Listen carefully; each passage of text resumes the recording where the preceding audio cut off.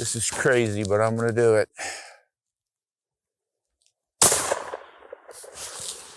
Welcome to Ron Spomer Outdoors. You know, it is about time we covered a cartridge that's one of the big ones in the world. It's been revered ever since it came out in 1963, and it is the 300 Winchester Magnum.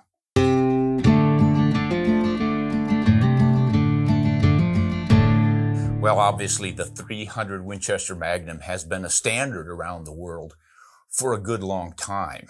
But before we dive into it, I've got to give my usual plug here for Patreon, because we depend on our patrons at patreon.com to help support the making of these programs, and we definitely appreciate that support. So if any of you would like to join us, go to patreon.com, Ron Spomer Outdoors, and they'll give you all the directions for joining the Ron Spomer Outdoors community. We appreciate it. Now, the 300 Winchester Magnum. Plenty of people have called this the one cartridge with which to hunt the world, and I have resisted covering it because my favorite, as many of you know, is the 7mm Remington Magnum. But we have to give the 300 Win Mag its due, because this guy really put the 300s on the map. Now, of course, the 30-06 came along and really cemented that 30 caliber as an all-American, all-arounder.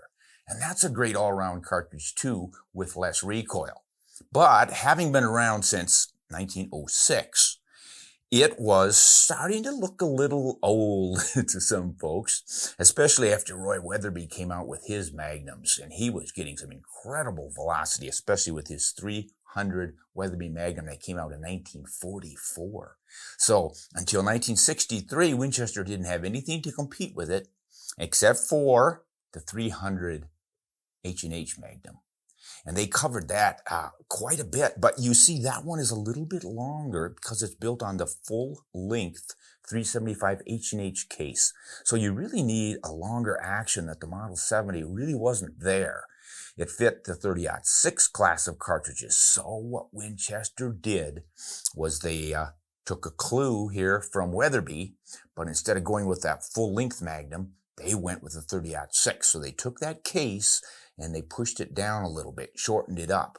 Now, a lot of people think the 300 Win Mag came out as one of the first belted Magnums from Winchester, but it really didn't. There were three of them before that, the 458, the 338, and the 264. And we have the 338 here because it figures rather prominently in the manufacturing or creation of that 300. A lot of people looked at it and thought, why don't you just neck that down? And wildcatters were already doing that. Neck it down to 30, and there's your Magnum. There's your standard length action Magnum. Why did Winchester push that shoulder forward and give it this shorter neck? One of the complaints against the 300 Win Mag is that short neck. Now, what you want to look for on the neck of a cartridge, for a lot of people say this anyway, is one caliber of length in that neck. So if this is a 30 caliber, you should have a 0.30 inch length neck to hold the bullets. Now, Winchester doesn't have it on their 300. This is only a 0.264 length neck. Yet, if you make this argument that, well, that's not enough neck to really hold that bullets and line it up perfectly with the bore, so you're going to suffer accuracy problems, this thing has won a lot of 1,000-yard accuracy competitions. I've had 300 Win Mags I've loaded for that were shooting half MOA. If that's inaccurate in a hunting rifle, I'll take it. So I don't know if that is a legitimate argument. Now, the other argument, of course, is they went longer, and now you have to seat your bullets deeper into the powder space because you've got the shoulder pushed forward and such a short neck. But look at these two. What's the difference if you lose powder space to more bullet going into the powder space or having less powder space to start with? I mean, if this 338 Win Mag were a neck down to 30, and you look at the two, well, you've already lost a whole bunch of powder by pushing the shoulder back. So I don't think that argument holds water either. And now another point that they often make is that 2 or 3 years before Winchester came out with this, Norma had come out with the 308 Norma Magnum. And that is essentially the 338 Win Mag neck down, just like people thought the Winchester should be. But it does not shoot as fast as the Winchester. So this bigger bullet impeding into the powder space argument doesn't seem to apply to that one. So I don't know. However you want to argue it, I just don't think you can argue against what the 300 Winchester Magnum does. It throws, obviously, .308 caliber bullets faster than the 30-06, faster than the 300 H&H, not as fast as the Weatherby, but that has always been a proprietary cartridge, and again, requires that full Magnum length action. So Winchester was in the catbird seat with this one. And the reason I think they came out with it was not so much because of the H&H dragging a little bit behind the Weatherby. It was because of something Remington did the year before. The 7mm Remington Magnum, my baby. That thing was just setting the world on fire. And Winchester was, I think, losing sales. Their 264 Win Mag couldn't keep up. That one was falling off rapidly, and they thought, we have got to do something to get market share back. Why don't we go with the 30? Because everybody knows the 30-06, and this is an all-American caliber. 30s are good. Let's run with it. And then they came out with it, and bingo, they were back in the game. That competed beautifully against the 7 Rem Mag. And because it's a 30, it can shoot heavier bullets. Now, I think the standard loading is pretty much considered 180 grain in the 300 Win Mag. And yeah, you can get 200 grain and even 220 grain, and these days they're pushing them to 230 and even 250. But I think it really shines in that 180 grain to 200 grain. And that is why I compare it to the 7 Rem Mag with a 175 grain bullet, and I end up with equal or just slightly better performance out of the 7 Rem Mag with a little bit less recoil. However, people who like bigger bullets, wider bullets because they may be doing more damage, it's a good argument. I'm not going to insist that it's not valid. I always say once that bullet lands and it is expanded and mushroomed and tumbled and broken up and all the things that happen to it when it hits muscle and bone, I don't know that you can determine whether it was a 7mm when it landed or a 30. There's not a lot of difference in the width on those. And if the weights are comparable and the velocities are comparable, you ought to get pretty much the same performance. But a lot of people insist that that slightly wider bullet does hit harder. Take your pick. If you like that 300 Win Mag, you're not barking up the wrong tree, because this thing can do it all and has done it all.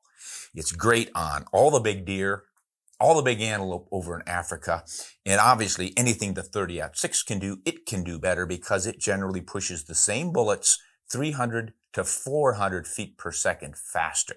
Of course, you're going to get more recoil. So let's go to some numbers on our chart here.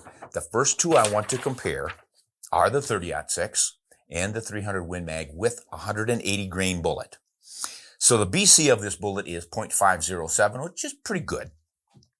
Obviously, the 30-06 is going to push at 2,700 to maybe 2,800 feet per second. These days, I think 2,800 feet per second out of a 24-inch barrel is legit, so we're going to go with that.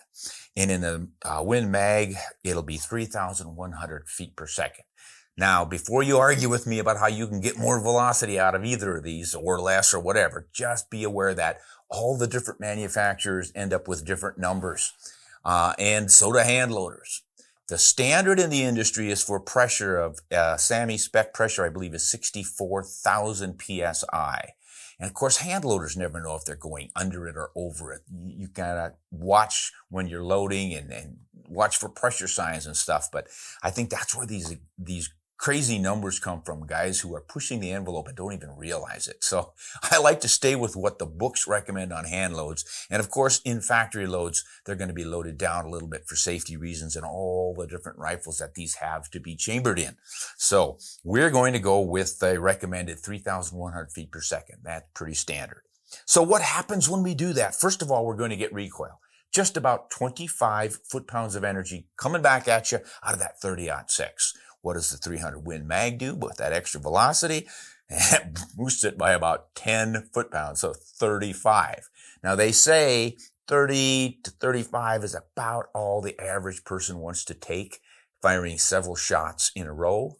And in hunting rifles, everyone makes the argument you don't feel the recoil when you're shooting at game. And I think most of us would agree to that.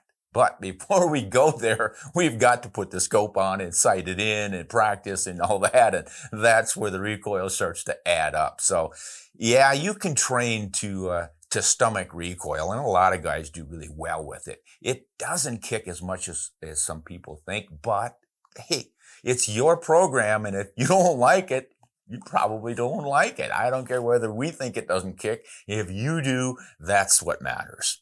So there's your recoil. Now we're going to look at zeroing this thing for a maximum point blank range, because that always gives us a good comparison of how much drop we're getting or how much extra long range reach we get out of the faster cartridge, right? So we've got the same bullet, same BCs, just a different velocity. And here's what's going to happen downrange. Obviously at 100 yards, there's not much difference. 2.6 inches of drop out of the 30-06, 2.5 out of the 300. And the energies are plenty high enough for anything. I mean, that's why the 30-06 has even been used to take hippo and rhino and elephants. It can do the job. So let's go out to 200 yards where a lot of game is taken. Not a huge difference there either. A half-inch difference in drop, maybe.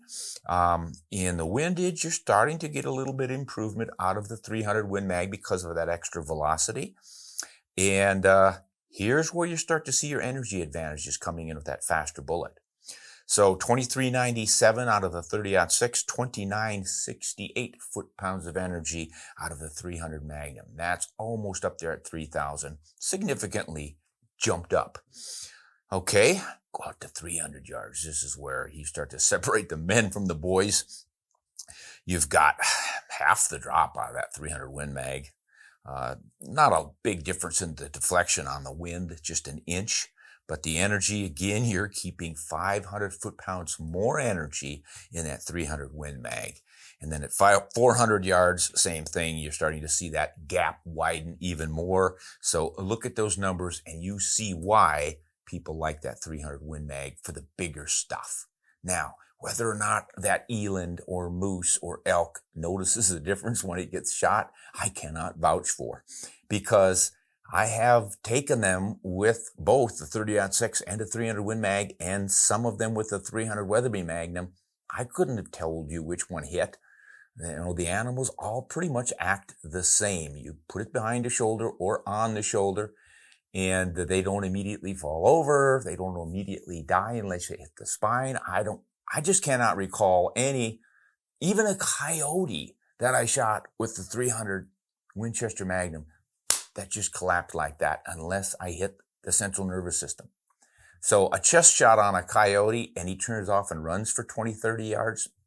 That's standard stuff with heart and lung shots. So, you know, people will argue this, but this has been my experience. So I don't get too excited about the extra energy in that bullet as much as I do the flatter trajectory if I don't have a rangefinder. What that 300 allows you to do is reach another 30, 40, maybe 50 yards before it drops below your maximum point blank range. And that's that smallest number on the chart here. On the left side, I've got MPBR, 279 yards with the 30-06 load, 307 with the 300 Win Mag. So what are you picking up here? About 30, 35 yards farther that you can shoot without that bullet dropping under your target. That's with the center of chest hole. So that is on a 6-inch target, by the way. It says right up there on top, 6-inch target. That's the diameter I use to figure. Aim for the center, doesn't go more than 3 high, doesn't drop 3. There's your maximum point blank range.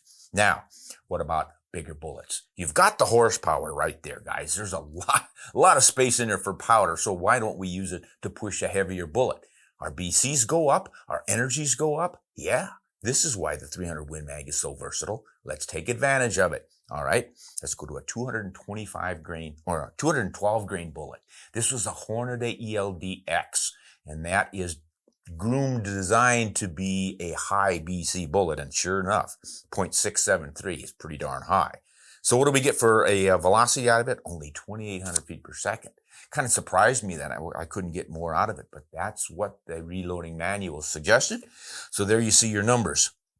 And again, let's just jump out to 300 yards where we see we have 4 inches of drop, 4.5 of deflection. So we've picked up a 1/2 inch on the wind deflection. Not a big deal, but it's something. At 400 yards, there's 2 inches of difference. See, really, this high BC stuff doesn't really start to matter much until you get beyond 400 or 500 yards. And if I ran these numbers out to 800 and 1,000 yards, you would start to see some significant differences in that wind deflection on those bullets. And if you want to see those, go to my website, ronspomeroutdoors.com. I'm going to have a companion piece on this, and I'll have all these numbers, plus quite a few full report ballistic trajectory charts that list more detail. And you can really study those and start to realize whether or not you're getting the benefits you think you're getting from that 300 Win Mag. They're there, but they come at a pretty significant distance, and I am just not comfortable taking game out that far. So what happens at 400 yards? Well, you keep your energy a little bit higher, 2,450 foot-pounds of energy versus 2,263. Again, I don't think a moose or an elk is going to notice the difference. But, if you do, there you go. You've got more punch. Now, I threw in an interesting light bullet load in the 300 because it is so versatile, like that 30-06. Why not shoot some lighter bullets? So 150 grain is a fairly popular bullet in the 30-06 for deer hunting. And if you're hunting whitetail and mule deer, do you really want to throw 180 grain or a 200 grain bullet at them? It's certainly going to work, but then you've got more recoil.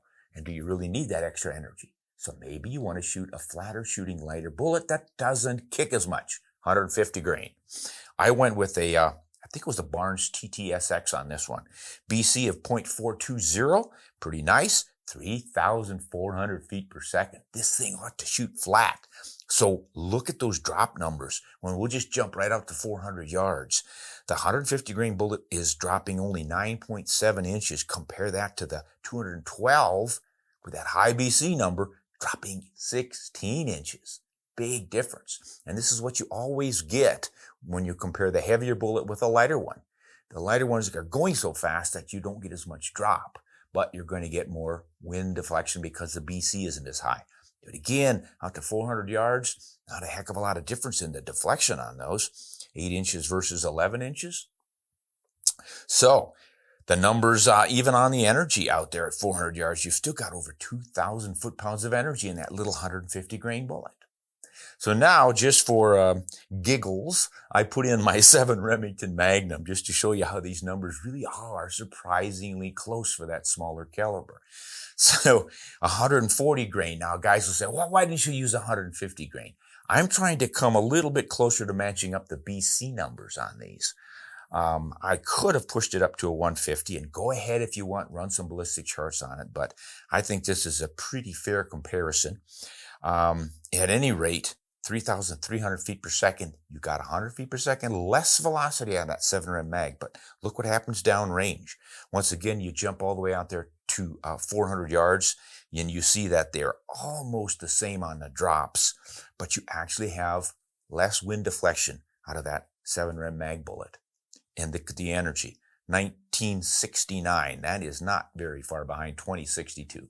You're giving up about 100 foot-pounds of energy. And again, if you go with that 1,500 foot-pounds for an elk, this is kind of a standard.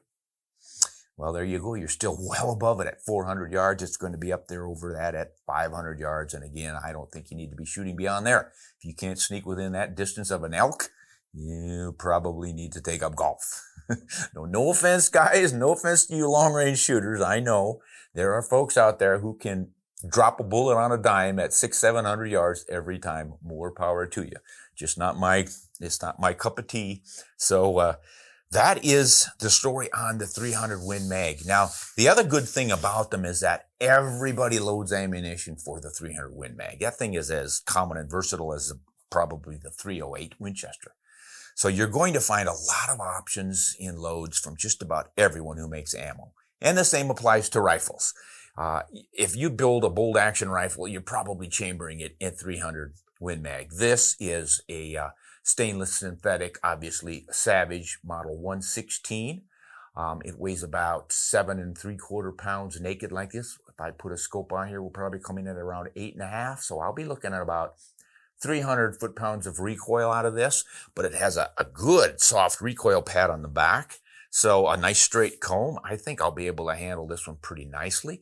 If I get time, I'll scope this up and we'll go out and do some shooting with it and slip into this video.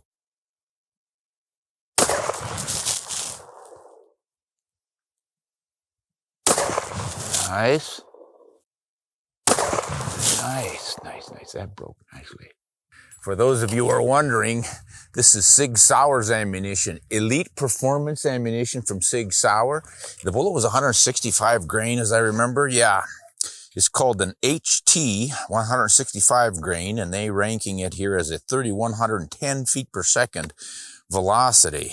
I haven't run it over a chronograph yet. We'll take their word for it. I want to do something fun and shoot a target. Gong at 400. This could be another guessing by golly. 400 yards. It's probably dropping 18 inches.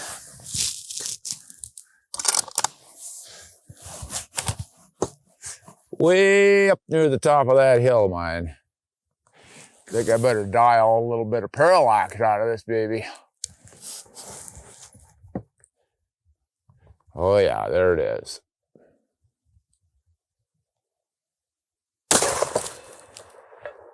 Got it. Sure sounded like a hit through here. Well, that was good. I held 1-2 MOA over. Where is it? Okay, now let's really have a challenge. Offhand, 400 yards. This is easy because if I miss, I've got a good excuse. It's too far for me to hit it. By the way, this thing is a drop box magazine. I've been single feeding, but anybody who likes drop boxes, here you go. Savage has some good opportunities for changing things up. They got a lot of variety in their rifles. 2 rounds. If I can't hit it in 2, I don't know, I might start some more. This is crazy, but I'm going to do it.